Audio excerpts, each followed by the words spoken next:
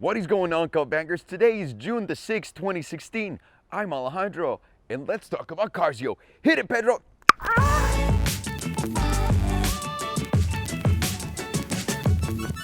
Before we start with this episode, please remember to subscribe if you're watching this video for the first time. You don't know that you're subscribed or not.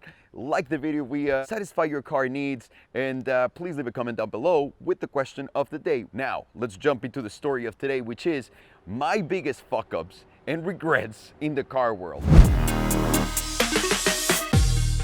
So normally everyone that has a social media account, a YouTube account, wants to tell you how good they are at everything they do with the cars, right? Oh, I'm great at collecting cars. I'm great at getting prices right and everything. Yeah, I'm good too, but there's a lot more fuck-ups that you guys don't understand. And just let me illustrate how much money I left on the table based on these. By starting with my first fuck-up, the Ford GT, the original one, the 2004 one. I love that car. I mean, you guys saw it, I owned it. I paid obviously the premium that everyone paid for it now. But back in the day, I got offered by a friend of mine that is actually offering me the new Ford GT, which I'm not passing on. And the price on that was about $100,000 sticker, give or take a little bit more, a little bit less. And the cars right now, they're selling for $250,000, just regular average. Forget about if you got into the heritage editions and all of that. So that's a nice $150,000 that I lost in the Ford GT. That's not that bad, right? Now let's jump into the next one. What about the Carrera GT? I don't know if you guys know this, but I'm a huge fan of Mercedes. Mercedes, McLaren, I've always liked for a very long time. So a dream of mine was to own a Carrera GT first, an SLR, and obviously an Enzo, right? The Holy Trinity for back in the day. And I was lucky enough a few years ago to get a CGT that I found on eBay, and I was between that and an SLR. The CGT was $289,000. The SLR was $269,000 back then. And I ended up going with the SLR. Which, by the way, hasn't changed at all in the price. And the CGT right now is worth like $750,000, $800,000, depending on what you get. So yeah, that's a bigger hit.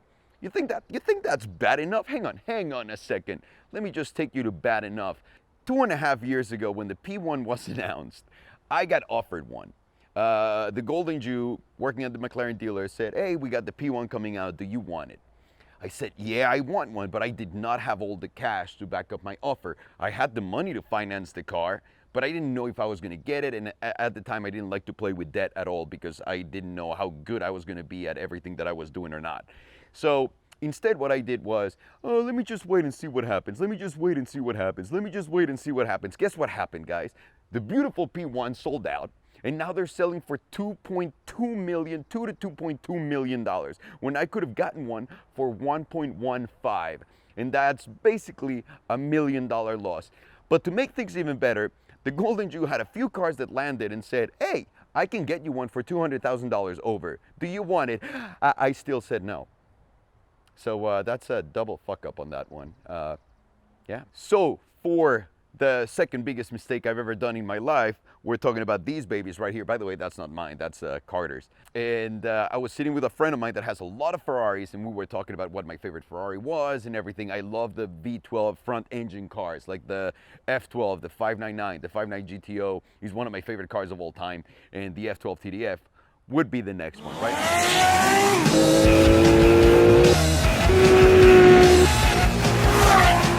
Before we knew what the TDF was going to look like, before we knew anything about the goddamn TDF, my friend told me, hey, would you like me to get you a TDF? I said no. Right now, those cars are selling for $1.5 million that just landed here. So that's a $1 million hit because the car is a $500,000 sticker. Oh,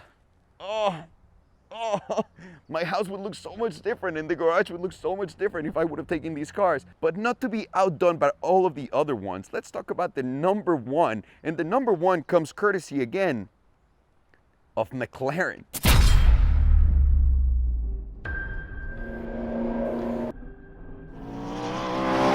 And the reason why this is number one is because we're talking about the P1 GTR. The Golden Jew again called me and said, hey Alejandro, would you like a P1 GTR? I go, Golden Jew, how much would those go for? Now, mind you, when the P1 GTR was first announced, they said it's only going to be a track car. There's not going to be any programs where you can put it on the street, exclusively for cars. So I passed. When McLaren couldn't move those cars, they said, you know what, there's a way that we can make these street legal, and they started offering different packages. They range from 1.7 to $3 million. Let's pretend that I went with balls to the wall and I got the $3 million package on these cars. They just sold one of the P1 GTRs that are street legal here in the US. Can you guys get for how much they sold that for? Huh? Did anyone say 5 million? Yeah, because that's what it sold for. I lost, in the worst case scenario, 2 million out of saying no to that car. And yeah. So I'm gonna leave you guys with that. What do you think was the biggest fuck up that I made, and what has been the biggest fuck up that you guys have ever made with any cars would be the question of the day. Let me know in the comments down below. Please make sure to subscribe. Please make sure to like the video if you like it. I'm Alejandro, and I do not approve this message. Bye, Pedro.